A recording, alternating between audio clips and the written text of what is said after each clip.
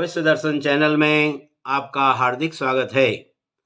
भविष्य दर्शन चैनल आपके लिए लेकर आ रहा है 12 भाव में 12 राशियों का फल। आज इसी संदर्भ में हम बात करते हैं षष्ठ भाव की। प्रिय मित्रों, कुंडली का यह छठा भाव मूलतः अशुभ भाव है, जो शत्रु या रोग स्थान कहलाता है। रिपु यानी कि शत्रु या रोग स्वयं को हानि पहुंचाता है। इस दृष्टि से यह भाव अपनों का प्रतिनिधित्व न करके परायों का प्रतिनिधित्व करता है।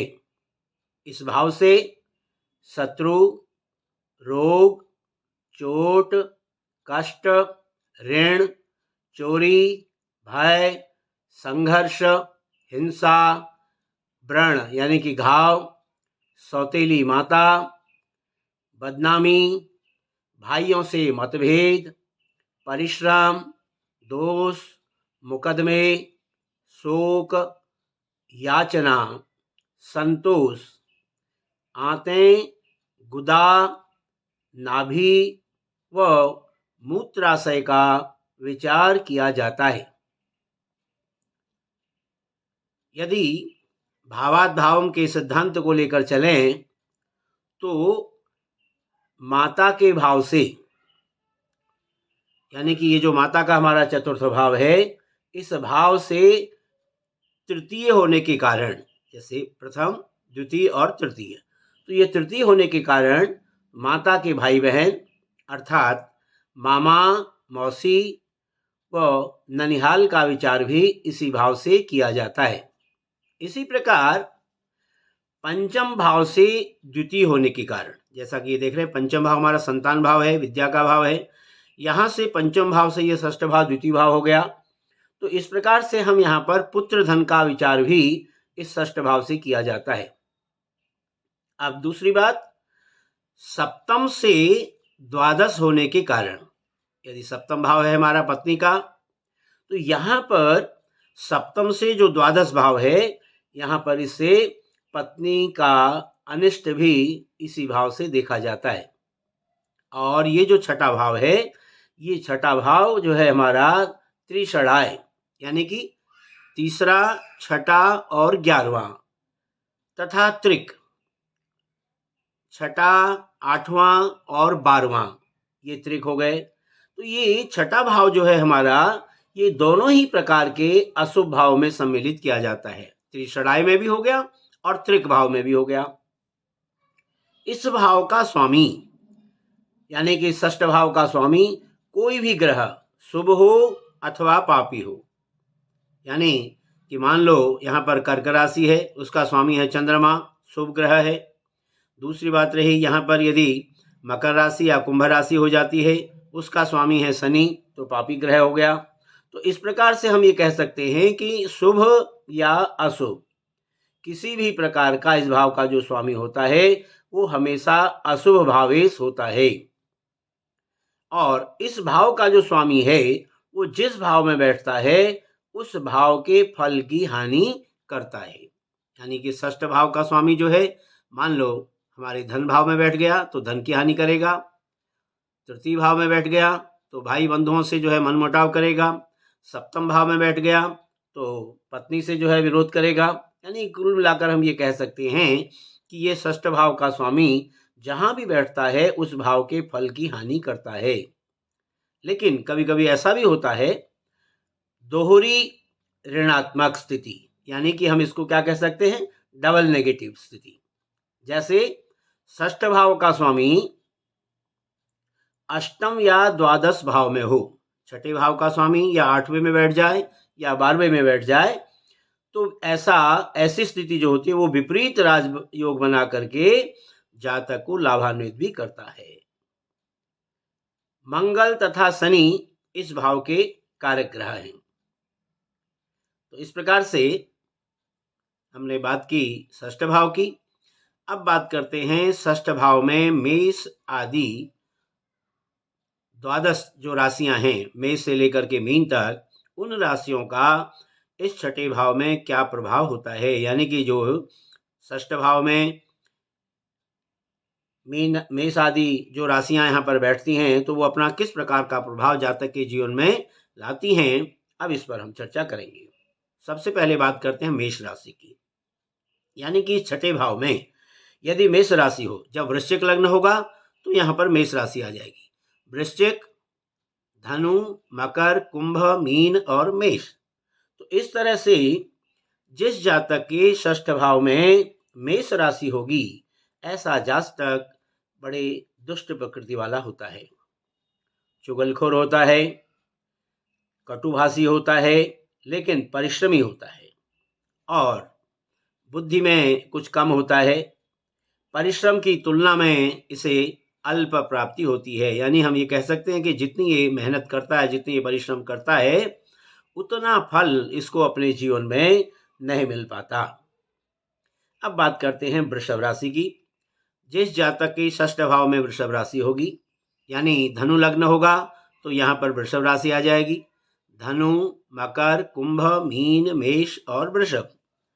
तो ऐसी स्थिति में ऐसा जातक की जो संतान है वो बड़ी विद्रोही होती है, पिता से बैर करने वाली होती है और ऐसे जातक का प्रायः अपनी पत्नी से अनबन बना रहता है। मन में खिन्नता रहती है, व्यभिचारी प्रवृत्ति का रहता है और अपने बंधुओं से विरोध करने वाला भी होता है। अब बात करते हैं षष्ठ भाव में मिथुन राशि की। जिस जातक के जन्म के समय षष्ठ भाव में मिथुन राशि हो, यानी कि मकर लग्न में जिसका जन्म होगा, उसके यहाँ पर मिथुन राशि होगी। मकर, कुंभ, मीन, मेष, वृषभ और मिथुन। तो इस तरह से ऐसे जातक का जो पारिवारिक जीवन है वो बड़ा नरक के समान होता है, यानी हम ये कह सकते हैं कि कष्ट तुल्य होता है। ऐसे जातक को व्यापार में हानि की संभावना सदैव बनी रहती है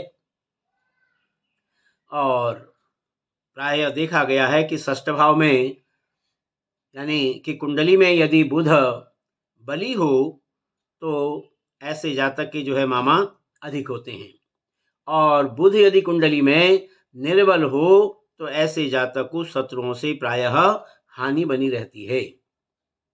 अब बात करते हैं यहाँ पर षष्ठ भाव में कर्क राशि की, यानी जिस जातक का जन्म कुंभ लग्न में होगा उसकी षष्ठ भाव में जो है कर्क राशि होगी। कुंभ, मीन, मेष, वृषभ, मिथुन और कर्क। तो ऐसा जातक षष्ठ भाव में जिसके कर्क राशि हो, ऐसा जातक अपने पुत्रों से अत्यंत स्नेह करने वाला होता है, दूसरों से प्रायः झगड़ा करता है, राज भय सदैव इसको चिंतित करता है, दंड का भय भी इसको बना हुआ रहता है, घर में कलह की संभावना प्रायः बनी रहती है, लेकिन संतान का सुख भी कुछ अल्प ही ऐसे जातक को मिलता है। अब हम बात करते हैं षष्ठ भाव में सिंह राशि की, यानी जिस जातक का जन्म मीन लग्न में होता है उस जातक के षष्ठ भाव में हमारी आ जाएगी सिंह राशि, यानी मीन, मेष, वृषभ, मिथुन, कर्क और सिंह। तो सिंह राशि वाला जो जातक है यहाँ पर षष्ठ भाव में, वो स्वभाव से उग्र होता है और काम की भावना ऐसे जातक के अंदर अधिक होती है। प्रायः व्यभिचारी प्रवृत्ति का होता है, जिसके कारण उसे प्रायः धन की हानि भी उठानी पड़ती है, घर में कलह बना रहता है, संतान का सुख जो है ऐसे जातक को अल्प मिल पाता है। ऐसा जातक प्रायः दुर्भावनापूर्ण व्यवहार करता है और आचरण से ऐसा जातक भ्रष्ट होता है। अब बात करते हैं षष्ठ भाव में कन्या राशि की। जिस जातक के प्रथम भाव में मेष राशि होगी, यानी कि मेष लग्न में जिस जातक का जन्म होगा उसके षष्ठ भाव में आ जाएगी कन्या राशि। मेष, वृषभ, मिथुन, कर्क, सिंह और कन्या। तो ऐसा जातक अत्यंत वीर होता है, साहसी होता है, बली होता है, शत्रुओं का हनन करने वाला होता है। निम्न स्तरीय स्त्रियों के संसर्ग द्वारा उसे हानि उठानी पड़ती है। यानी कि यहाँ पर हम ये कह सकते हैं कि ऐसा जातक जो है वो निम्न स्तरीय स्त्रियों के संसर्ग में भी आ सकता है, जिसके कारण से हानि उठानी पड़ती है। और ऋणग्रस्त जो है अपने जीवन में बना रहता है, कर्ज इसके ऊपर इसको छोड़ता नहीं है। प्रायः ऐसे जातक के आंतों व पेट में रोग की संभावना बनी रहती है। अब बात करते हैं यहाँ पर षष्ठ भाव में तुला राशि की। जिस जातक की षष्ठ भाव में तुला राशि होगी, यानी कि वृषभ लग्न में उसका जन्म होगा, वृषभ, मिथुन, कर्क, सिंह, कन्या और तुला, तो ऐसा जातक अपने जीवन में धनी होता है, लेकिन स्वार्थी भी होता है, दूसरों से ईर्ष्या करने वाला होता है और धर्म कर्म को मानते हुए भी धार्मिक कार्यों व साधु संतों पर व्यय करने में कुछ कंजूसी दिखाता है, यानी व्यय करने से कतराता है। प्रायः ऐसे जातक की अपने रिश्तेदारों से अनबन बनी रहती है। अब बात करते हैं यहाँ पर वृश्चिक राशि की। षष्ठ भाव में जिस जातक की वृश्चिक राशि होगी, यानी कि मिथुन लग्न में उसका जन्म होगा, तो षष्ठ भाव में उसकी वृश्चिक राशि होगी। ऐसा जातक देखा गया है प्रायः कामुक प्रवृत्ति का होता है, लेकिन परिश्रमी होता है, भाग्य से कुछ मंद होता है, अपनी धुन का पक्का होता है, हिंसा प्रिय हम जिसको कह सकते हैं, ऐसा होता है। यहाँ पर प्रायः ये देखा गया है कि षष्ठेश यदि मंगल हो और षष्ठेश मंगल का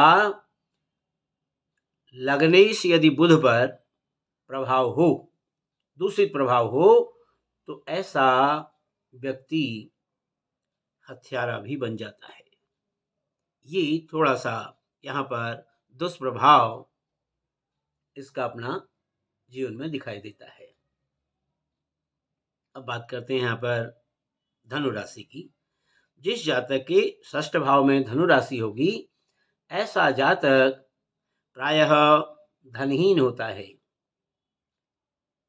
और बिना परिश्रम के वो कुछ पा नहीं सकता। परिश्रम उसको जीवन में करना ही पड़ता है और विधवा स्त्री के संसर्ग से धन की प्राप्ति ऐसे जातक को होती है। शत्रुहंता होता है। ऐसे जातक की कुंडली में यदि गुरु बली हो, तो ऐसा जातक अग्रजों का सम्मान करने वाला होता है, झूठ से नफरत करने वाला होता है। ऐसे जातक की मामा की संख्या में वृद्धि होती है। लेकिन कुंडली में जब गुरु निर्बल हो, तो ऐसी स्थिति में शत्रुओं द्वारा और ब्राह्मणों द्वारा ऐसे जातक को प्रायः हानि उठानी पड़ती है। अब बात करते हैं मकर राशि की। जिस जातक की षष्ठ भाव में मकर राशि होगी, यानी कि सिंह लग्न में उसका जन्म होगा, तो षष्ठ भाव में उसकी मकर राशि होगी। सिंह, कन्या, तुला, वृश्चिक, धनु और मकर। तो ऐसी स्थिति में मकर राशि का स्वामी है शनि। तो यदि कुंडली में शनि यदि बली होगा, तो स्वाभाविक रूप से ऐसा जातक अपने जीवन में धनी रहेगा। यदि कुंडली में शनि निर्बल हो, तो ऐसा जातक प्रायः दरिद्री होता है, मित्रों से बैर करने वाला होता है, खर्च की अधिकता इसके जीवन में सदैव बनी रहती है और इसका जो दाम्पत्य जीवन है वह कलह से पूर्ण रहता है। अब हम बात करते हैं कुंभ लग्न की। जिस जातक के षष्ठ भाव में कुंभ राशि हो, यानी कि कन्या लग्न में उसका जन्म होगा, तो षष्ठ भाव में कुंभ राशि आ जाएगी। कन्या, तुला, वृश्चिक, धनु, मकर और कुंभ। तो ऐसा जो जातक है वो प्रायः अधिकारियों से झगड़ा करने वाला होता है। बचपन में उसे जल से भय बना रहता है और ऐसा जातक अपने जीवन में जल संबंधी व्यवसाय को करने वाला होता है, या हम ये कह सकते हैं कि ऐसे जातक को जल से संबंधित व्यवसाय जीवन में उसके लिए लाभदायक रहता है, दुस्साहसी होता है और पत्नी द्वारा ऐसा जातक प्रायः अपमानित होता है। अब बात करते हैं मीन राशि की, यानी कि जिस जातक की षष्ठ भाव में मीन राशि होगी, तो यानी कि तुला लग्न में उसका जन्म होगा। तो तुला लग्न में यदि उसका जन्म है तो तुला, वृश्चिक, धनु, मकर, कुंभ और मीन। तो ऐसा जातक प्रायः धनहीन रहता है, ऋणग्रस्त रहता है, संतान का विरोधी रहता है, न्यायालयों पर अधिक खर्च करने वाला होता है, यानी इसके कोर्ट केस वगैरह इसके प्रायः इसके जीवन में चलते रहते हैं। पत्नी से प्रायः इसकी अनबन बनी रहती है और जीवन में धोखे खाते रहता है, धोखे से पीड़ित रहता है। इस प्रकार से हम ये कह सकते हैं कि षष्ठ भाव की जो स्थिति है मेष से लेकर के मीन राशि तक का। प्रिय मित्रों, आज आपको षष्ठ भाव से संबंधित 12 राशियों के फल पर हमने विचार किया। आशा है आपको हमारी यह वीडियो अच्छी लगी होगी। यदि आपको हमारी यह वीडियो अच्छी लगी हो तो आप हमारी वीडियो को लाइक करें, शेयर करें और हमारे चैनल को सब्सक्राइब करना भी न भूलें। फिर हम इसी प्रकार से नई वीडियो लेकर के आपके सामने उपस्थित होंगे। तब तक के लिए आप सभी का हार्दिक धन्यवाद।